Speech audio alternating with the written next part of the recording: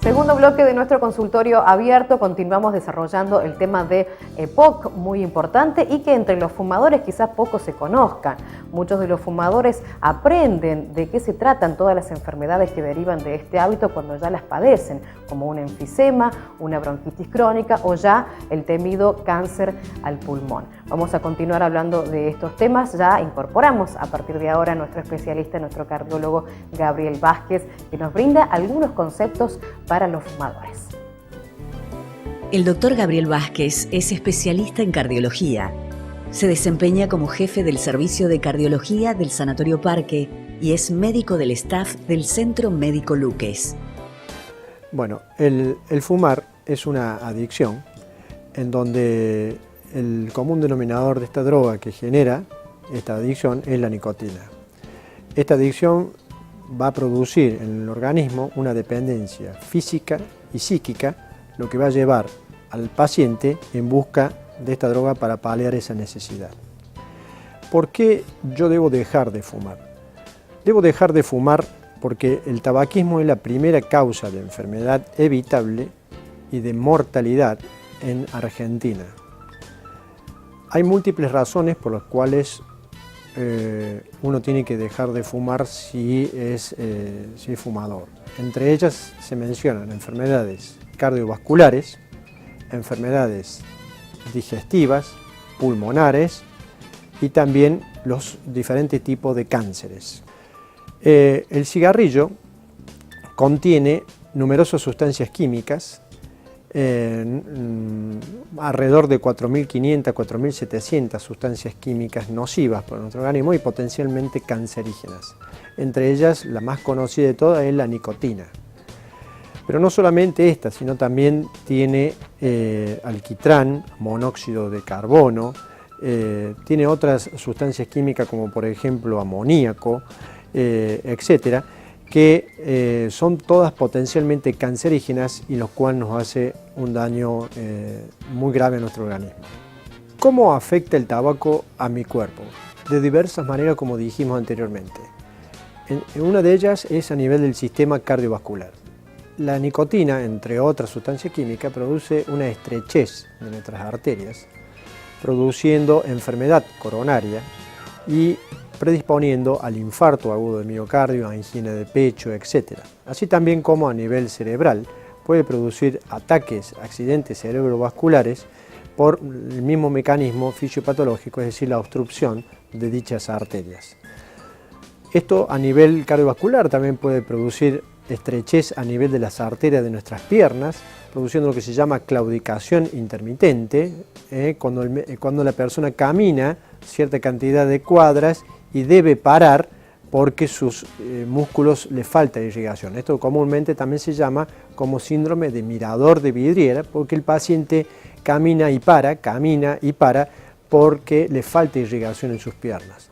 Así también se asocia con disfunción sexual por el mismo motivo, es decir, una falta de irrigación en la zona genital. Es decir, la parte cardíaca y vascular la afecta en demasía. También afecta a los pulmones, con el ya sabido en la enfermedad como es el cáncer pulmonar, pero así también otras enfermedades se manifiesta con el uso del tabaco, como es el EPOC, que por sus siglas significa enfermedad pulmonar obstructiva crónica.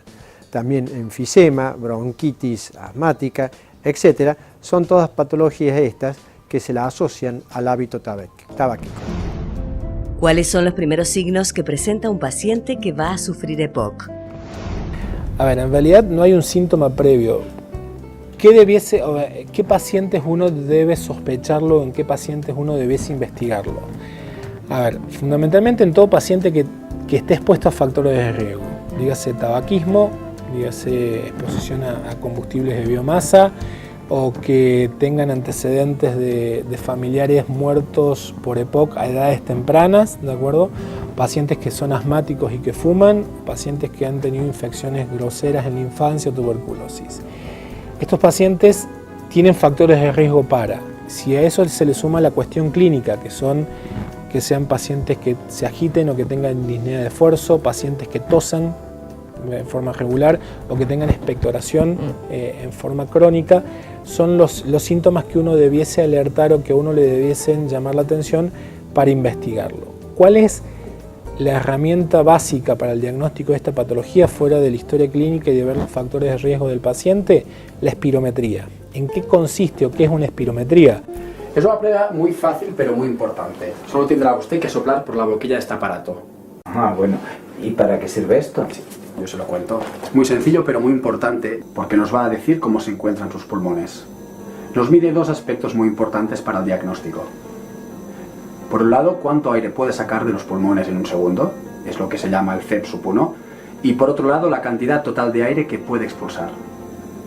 Nos va a indicar la capacidad que tienen sus pulmones de llenarse de aire. Esto nos permitirá comparar los resultados con la media de la población y ver si se encuentra esta capacidad disminuida o no. Uno normalmente hace este estudio en dos partes, que es lo que se llama pre- y postbroncodilatador. ¿En qué consiste esto? Uno le pide al paciente que sople a través de la boquilla. Esto me va a medir flujo y volumen, ¿de acuerdo? Y con esto yo voy a obtener valores que los voy a comparar con los valores normales. Se le va a hacer un broncodilatador y al cabo de 15 a 30 minutos va a volver a soplar, ¿de acuerdo? ¿Para qué me sirve esto? Fundamentalmente para ver si el paciente tiene algo que se llama hiperreactividad bronquial o cambio con el postbroncodilatador, a ver si mejora su flujo aéreo con el uso de un broncodilatador, porque esto me puede estar dando la pauta de diagnóstico y me puede estar dando algunas opciones de tratamiento, fundamentalmente, y definir si esto mejora. Me excluye la chance de que sea EPOC, o sea, uno siempre sostuvo que los pacientes con EPOC tienen una alteración espirométrica que es parcialmente reversible contra los pacientes que tienen asma, que tienen mucha reversibilidad espirométrica con la medicación. De hecho, hay un 30% de pacientes que tienen EPOC que tienen hiperreactividad bronquial, ¿de acuerdo? Entonces, que van a tener un cambio significativo de su espirometría postbroncodilatador. Pero como le digo, es una prueba sencilla, fácil de hacer, no puede ser hecha por todo el mundo, uno necesita entrenamiento para esto y el operario tiene que ser calificado a la hora de hacerlo. No requiere de una aparatología compleja, requiere un espirómetro que tenga determinadas características técnicas y es un estudio que uno puede hacer en el consultorio, se puede hacer en una sala de emergencia, se puede hacer en un ambiente hiper especializado como es un laboratorio de función pulmonar. O sea, no requiere de una estructura compleja para hacer. Hay espirómetros que están conectados a una computadora, hay espirómetros que son portátiles y que uno puede soplar inclusive hasta al lado de la cama del paciente si lo necesita y después descargar esos datos y compararlos o sea, para hacer informes escritos y todo eso. En realidad es un estudio bastante simple, accesible, barato, que está disponible en gran parte del país, pero que uno lo subutiliza. No está tan utilizado como lo que debiese utilizarse. Para contraer EPOC, ¿es importante la cantidad de cigarrillos que se fuman? La cantidad de cigarrillos es importante, sí. ¿Es determinante? No.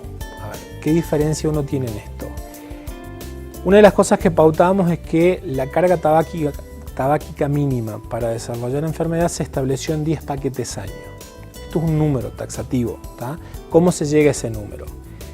Esto es una ecuación que dice que si un paciente fuma 20 cigarrillos por día por 10 años, me da esto. Pero si uno fuma 10 por día por 20, va a dar exactamente lo mismo, ¿de acuerdo? Entonces, eso es lo que uno considera como la carga mínima de tabaco que se necesita para desarrollar patología. Pero eso también va en función de la susceptibilidad individual. Hay individuos que son más susceptibles y con un volumen menor de tabaquismo pueden desarrollar patología igual o más grosera. ¿Cuál es el problema? Normalmente uno llega a evaluar a los pacientes o llega al diagnóstico en estados avanzados de la patología, ¿de acuerdo? Uno estimaría esto en cualquier paciente que tenga más de 40 años y que tenga factores de riesgo, pero los pacientes que llegan a la consulta habitualmente son aquellos que tienen más de 55, 60 y que ya están con síntomas. Entonces, cuando uno lo diagnostica, ya los diagnostica en un estadio moderado y se perdió 10, 15 años de posibilidad de cesación tabáquica, de intervención terapéutica efectiva, y de preservar función pulmonar. A ver, hay una realidad, más pierde el que más tiene, ¿de acuerdo? Entonces, en alguien que se supone normal, que se supone sano, que no se estudia, pero que fuma, y pierde 250 mililitros de función pulmonar por año, probablemente no tenga síntomas. En alguien que tiene una patología severa, donde tiene un flujo muy limitado, a lo mejor perder 50 mililitros, perder 100 mililitros, le representa mucho más cuestión sintomática que este que perdió 250 y nunca se enteró. ¿Pero por qué? Porque el margen para perder 250 lo tiene el que tiene mejor función pulmonar y el que probablemente no sienta nada. Entonces, si yo no paro esa pendiente de deterioro de función pulmonar, no quiero que llegue a esta instancia donde está este que tiene poquito y que con lo mínimo que pierda termina siendo mucho más sintomático. Yo tengo que preservar a este que tiene mucho y que uno debiese diagnosticarlo en un estadio mucho más precoz para, como digo, cesación tabáquica, tratamiento médico efectivo y evitar la declinación funcional fuera de la fisiológica que uno tiene ligado con el tabaco. Ya habrán aprendido con todo esto los fumadores lo que causa este mal hábito tabáquico, todas las enfermedades que derivan de este hábito. Nosotros hemos llegado al final de nuestro programa, agradecemos como siempre la presencia de todos ustedes en la pantalla de Los Cordobeses aquí por Canal C, agradecemos todos los llamados, las sugerencias y las preguntas que nos hacen llegar a través de nuestros medios de comunicación como el Facebook y ahora recientemente inaugurado el teléfono para que puedan comunicarse y hacer todas las preguntas que quieran con respecto a los temas que vamos desarrollando aquí en nuestro consultorio abierto. Gracias a Nutrición de Vida y a la Fundación Luques por acercarnos toda la información que luego les proporcionamos a través de este consultorio. Será hasta la próxima, amigos, nos reencontramos, será hasta mañana. Chao.